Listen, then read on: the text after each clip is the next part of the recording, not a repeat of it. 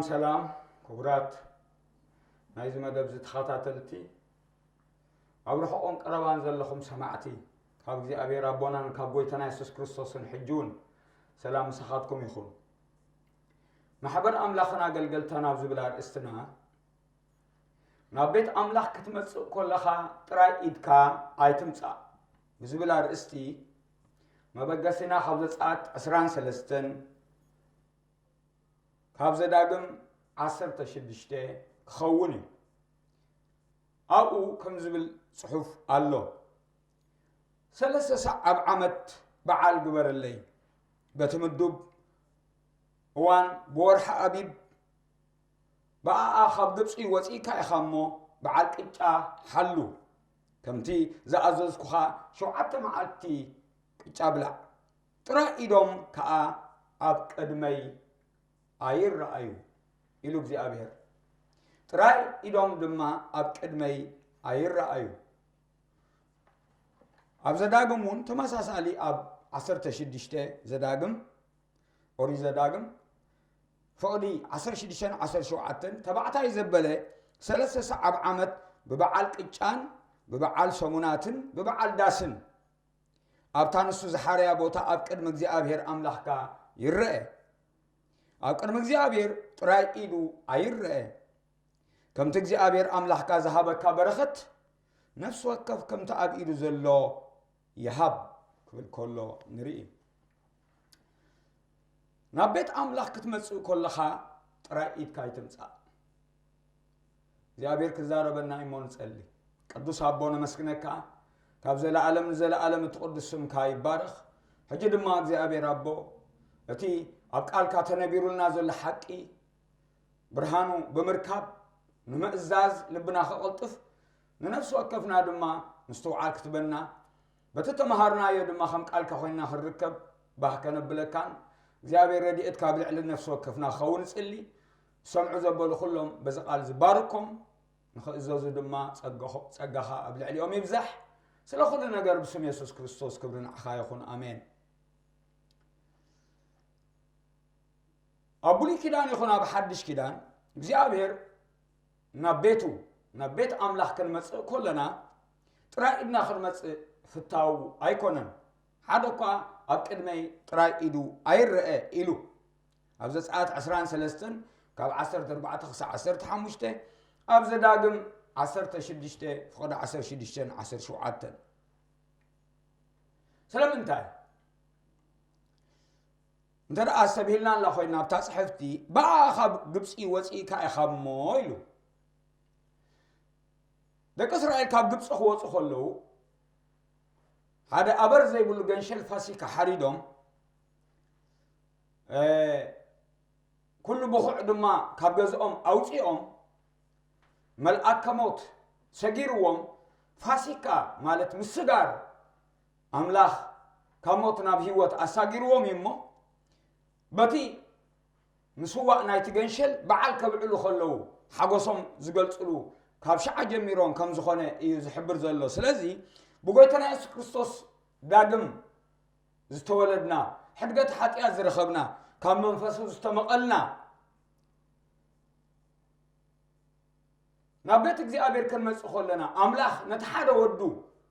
بجاخ ساعة ذهب ساعة كندزي أفكيرنا إمو نو حتى عالم زرح جنشل أملاخ إلو يوحنس مطمق نابوخ خلنا يسوع كريستوس مسرع أيو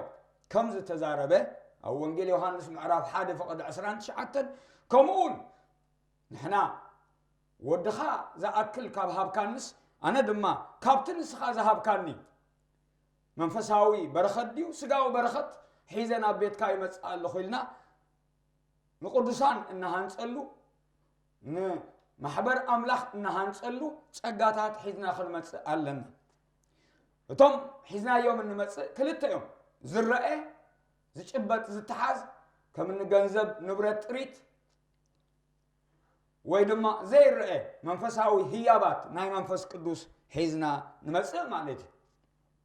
سلازي تقداميت بيت مقدس بموسى زي أبيهر ندك إسرائيل كسر حوا زي كلهم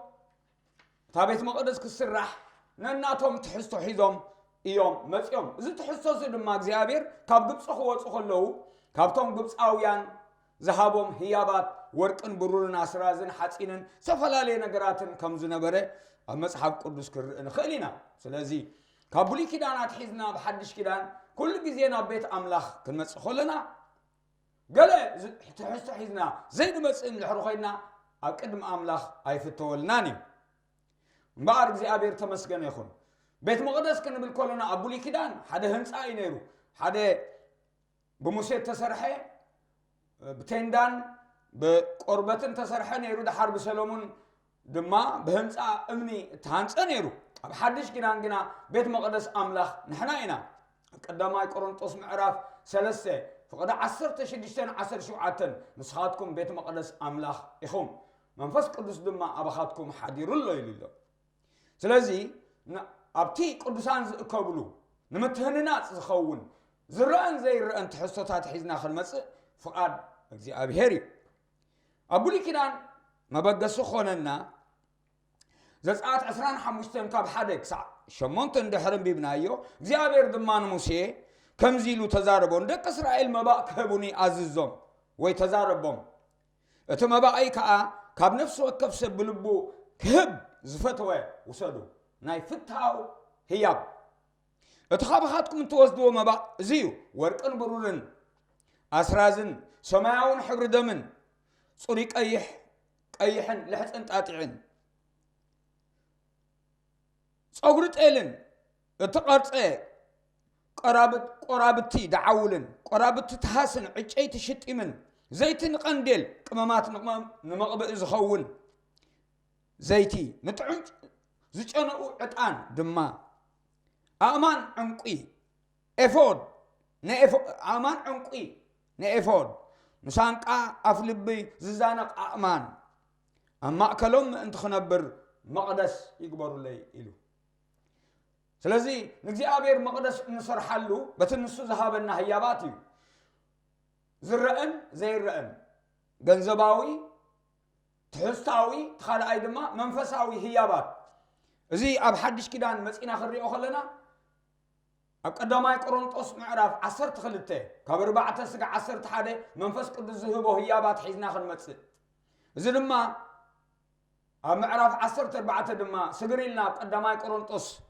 እንተደኣ ርኢናዮ ኣብ ቁፅሪ 12 ንምህናፅ ማሕበር ዕዙዛት ኩኑ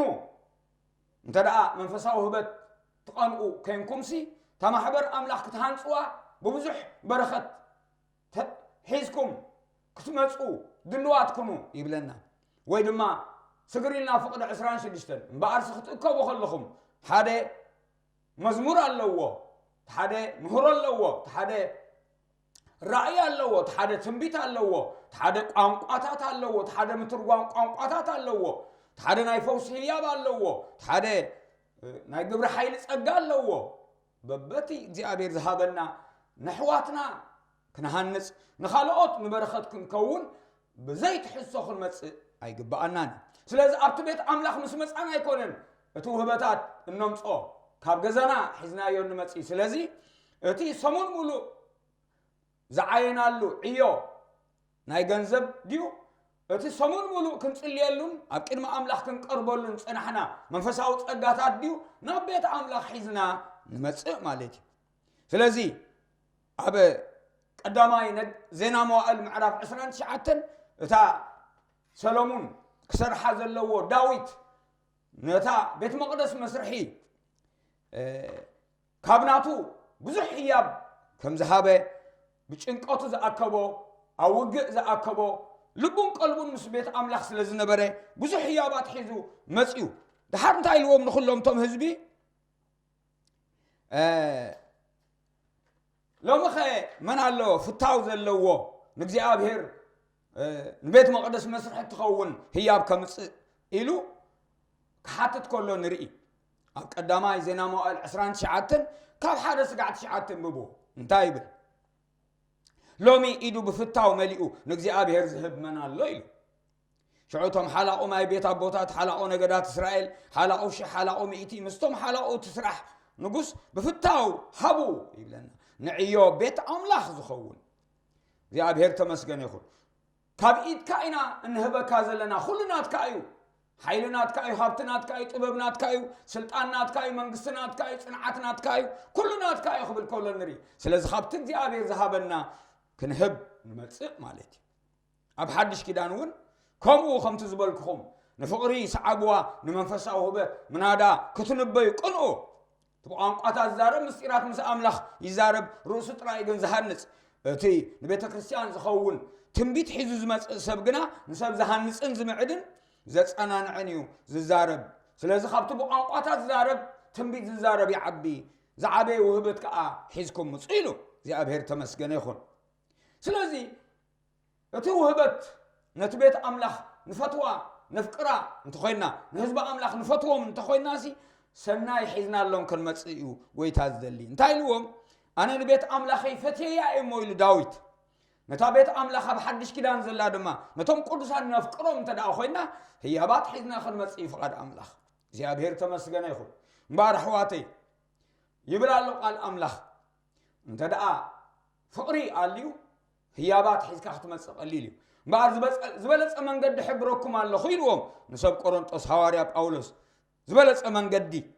ሕብረኩም ኣለኹ ንሳ ድማ ፍቕሪ እዩ ፍቕሪ ካብ ዘይትህልወኒ ቋንቋታት ትንቢታት ግብሪ ሓይሊ ተኣምራታት ገንዘብ እንተምጻእኩ ኩሉ ብላሽ እዩ ክብል ከሎ ንርኢ እምበር እታ ዝበለጸት መንገዲ ፍቕሪ ምዃና ፈሊጥና እታ ብፍቕሪ እትገብር እምነት ኣብ ማሕበር ኣምላኽ ክትዓይ ኩሉና ተዳሊና ክንመጽእ ኣምላኽ ይደሊ ኣብ ፍቕሪ እንታይ ኣሎ ድንጋጽ ኣሎ ኣብ ፍቕሪ እንታይ ኣሎ ቅንዓት ኣሎ ኣብ ፍቕሪ እንታይ ኣሎ ጥበብ ኣምላኽ ኣሎ ስለዚ ብጥበብ ኣምላኽ እትጋሃድ ጸጋ ኣብ ውሽጥና ተዓይ ማለት እዩ እግዚአብሔር ህያባት ዘይብልና ክንከውን ኣይፈቐደን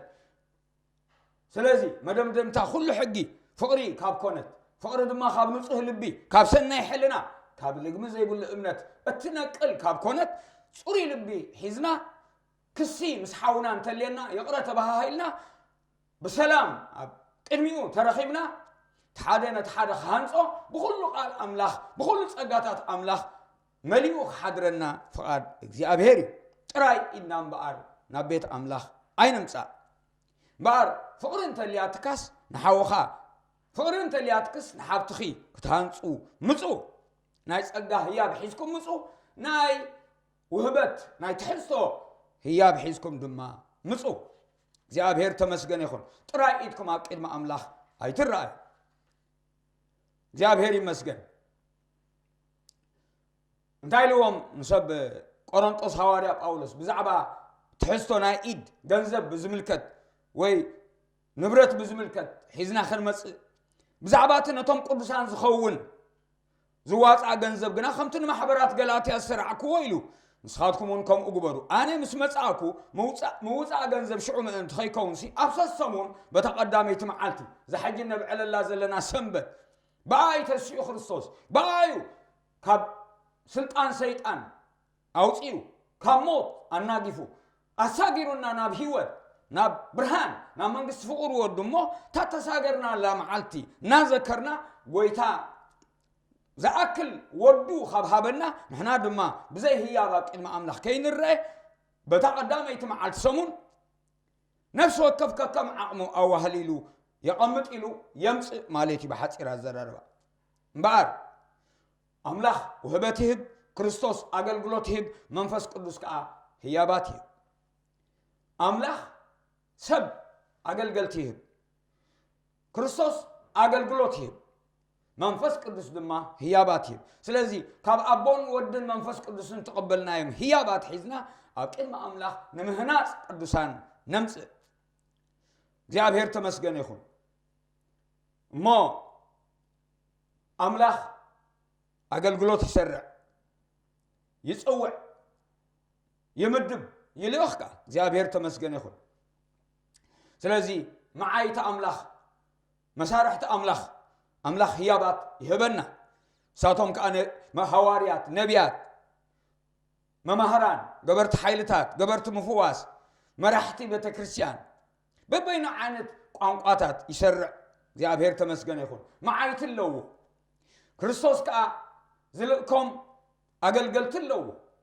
مقبت له እግዚአብሔር ተመስገን ይሁን በበይን አይነት ጸጋታት ድማ ነታ ማህበር ዝኸውን እግዚአብሔር በመንፈስ ቅዱስ ለነፍስ ወከፍ ይዕድል وهبت يبلين كبل زخيل ولا حدا يلن مخنياتو اب افسون معرف 4 فقد 7 لنفس وكف بمسفر وهبت كريستوس ጸጋ ተዋሂቢ ይብለና ወይ ድማ አብሮሚ 12 فقدي ثلاثه بمسفر امنت املاح لنفس وكف تعدليو ناي امنت مسفر يبل يمو وهبت يبلين كبل زخيل يلن እግዚአብሔር ይመስገን ዝተጋህደን ዘይተጋህደን ዝደስከለን زعي زلون تزنابلن تزاي كوينو وهبت زي بلو ولا حدا يلن زين قالات زياتن እንደገና خدغمني استقلت او هبت الله زي تقلت او هبت الله ካልከ ተደናገረ አብዘይ ቦታው ተቀመጠ وهبت الله ዝደስከለ ኸአ وهبت الله ባር ቶም ጸጋ አልናሃለውና زي ተጋህደ እግዚአብሔር መንፈስ ጥበብን መግላጽን ከበናሞ ነታ ቤተ ክርስቲያን ዝኸውን ጸጋ ሒዝና ክንመጽ አሰራርሑ በቲ ንሱ ዝህቦ ጥበብ ኣብ ህይወት ዝዓይሞ ጥበብ ናይ አምላኽ ልክዕ ከም ዝሓደ መፍትሕ ኣብ ማዕጾ ዘሎ መፍትሕ ኣሎ ኣብ ጅባና ዘሎ መፍትሕ ኣሎ እቲ ኣብ ጅባና ዘሎ ነታ ኣብ ማዕጾ ዘሎ መፍትሕ ልክዕ ክገጥሞ ኣለዎ ምስ ገጠሞ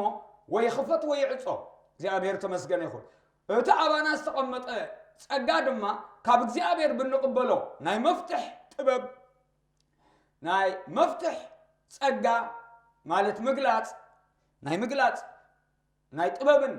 ምግላጽን ጸጋ ወይ መንፈስ ይወሃበናሞ ብኡጌርና ሽዑ በጥበብ አምላክ ክንዓየን ይጅምር ካባና አይኮነን ካብኡ እግዚአብሔር ተመስገነ ይሁን በአርቶም ጸጋና ሃለወና ጸጋ ሰማያዊ ጥበብ ዘይተቀበልና ጥበብ ከወሃበና ንጸልሞ ሽዑ ሓደ እዋን ካብ ህይወትና ክግለጽ ብዘይ ቅድስና እቲ ጸጋ አባና ስለዘይ ዓይድማ ህይወትና ብጽድቅን በቅድስናን ክንመርሕ ይግባአና ተኻልአይ ጸጋኦም ዝተጋህደ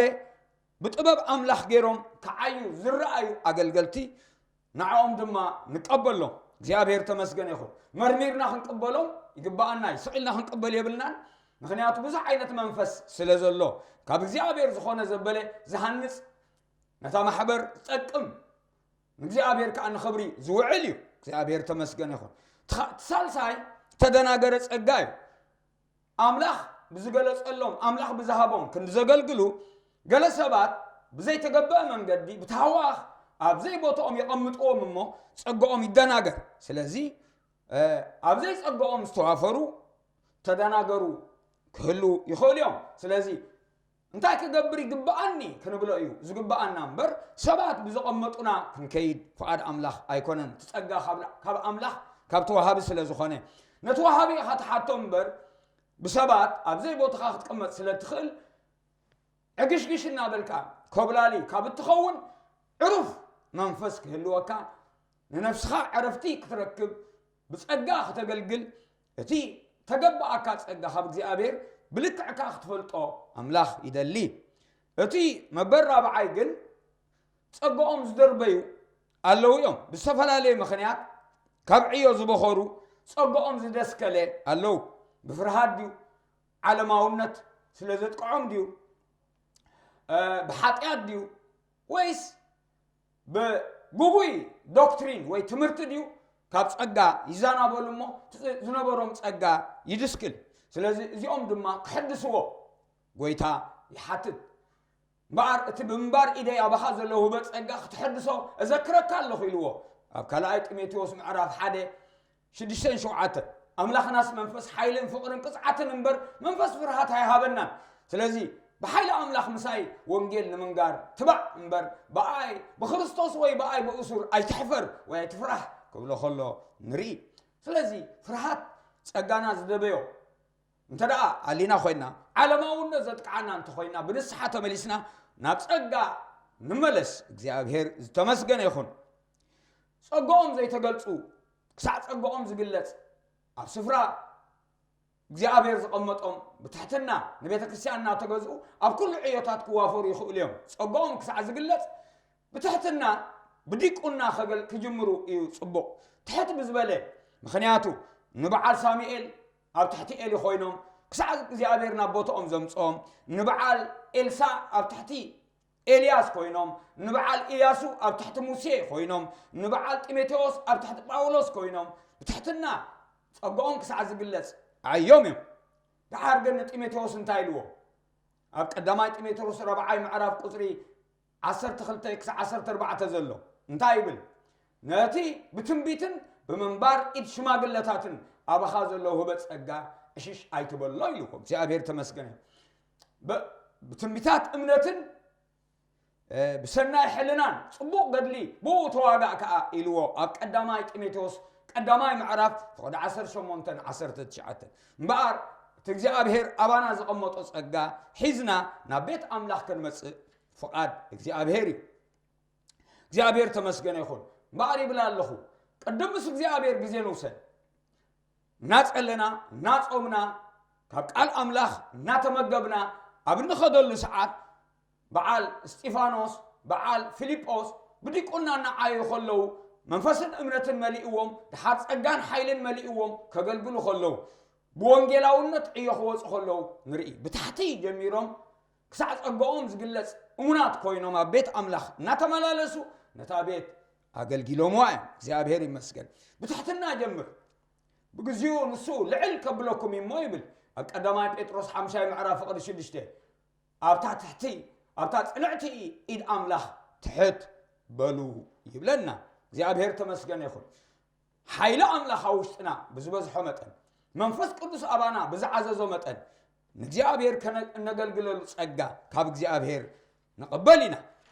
ስለዚህ እንታይሉ አቡሊ ኪዳን ክጅምር ከመይሊ ጸጋ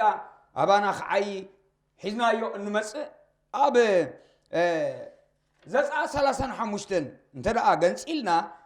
ሓደ ጽቡቕ ትምህርት ዝኾነና አውሎ ዘጻ 35 መጀመሪያ ፍቅድ 4 دحار فقدي 10 دحار فقد 22 دحار فقد 25 دحار فقد 29 35 زلو بمولو بمو سغر لنا كنبوبو إنا موسى دما نبزل اخي بادق اسرائيل كمزيلو تزاربه تግዚአብሔር كمزيلو زعززو ነገር زيو كبخاتكم نግዚአብሔር ህያብ وسدو نفس وقف فتاو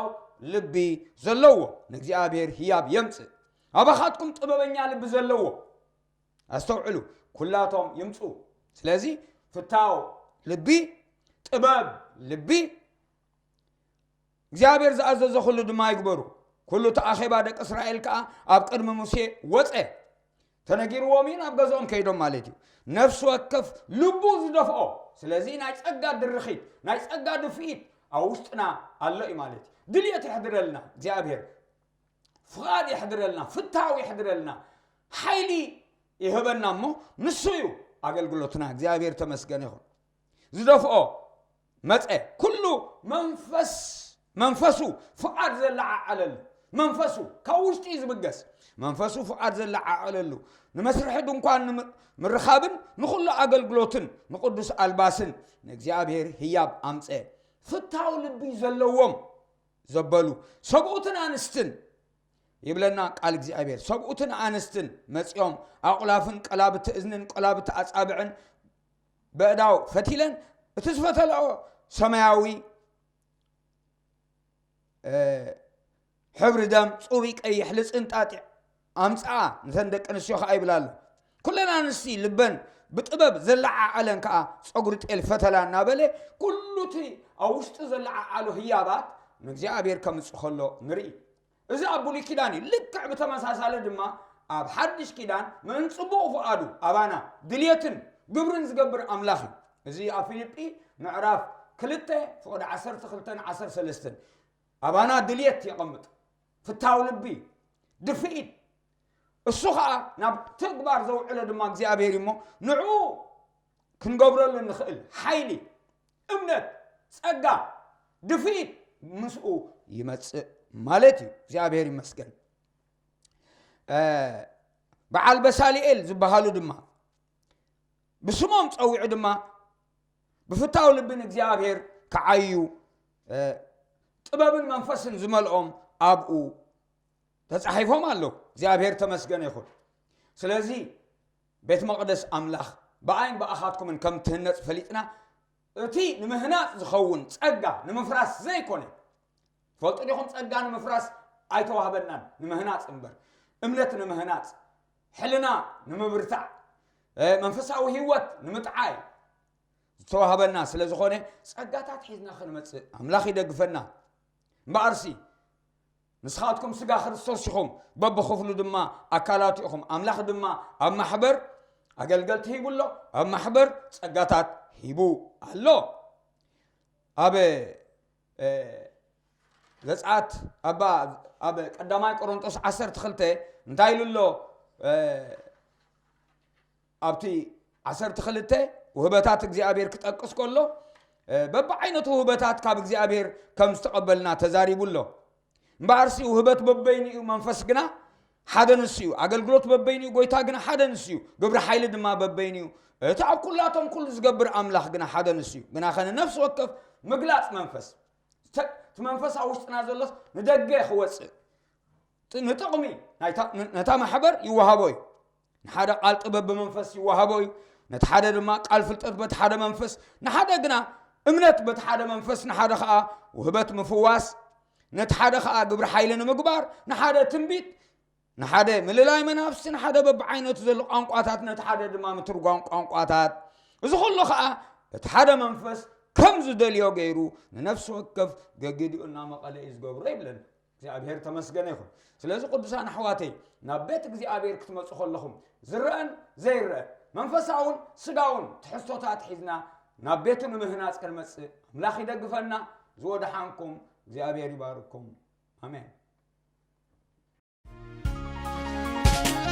Jesus, Jesus, Jesus.